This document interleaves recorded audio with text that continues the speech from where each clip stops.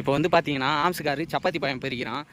இது நான் சின்ன வயசில் அதிகமாக சப்பாத்தி பழம் பார்த்துருக்கேன், ஆனால் சாப்பிட்டதில்லை. இப்போ ஆம்ஸுக்காரு பறித்து கொடுக்குறேன்னு இருக்கான். சப்பாத்தி பழம் எப்படி இருக்குன்னு பார்க்கலாம் வாங்க.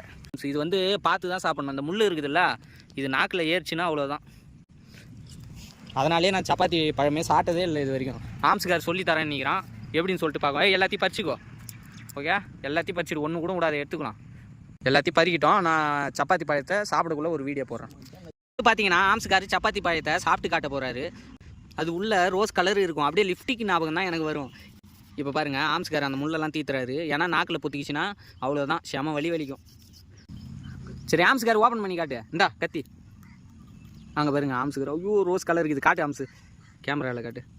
இங்கே பாருங்க, ரத்த மாட்டேங்குது பாருங்க. இங்கே பாருங்க எப்படி இருக்குது, சாப்பிட்டு காட்டுங்க. இதோட டேஸ்ட் எப்படி இருக்குது ஆம்ஸ்கார்? சப்புன்னு இது சுத்தமாக நல்லாவே இல்லை. இது இனிப்பாகவும் இருக்குமா? புளிப்பு சுவையோடு இருக்கும். இது மேலே ஆனால் நிறைய பேர் ஆசைப்படுறாங்க இந்த சப்பாத்தி பழம் சாப்பிடணுன்னு.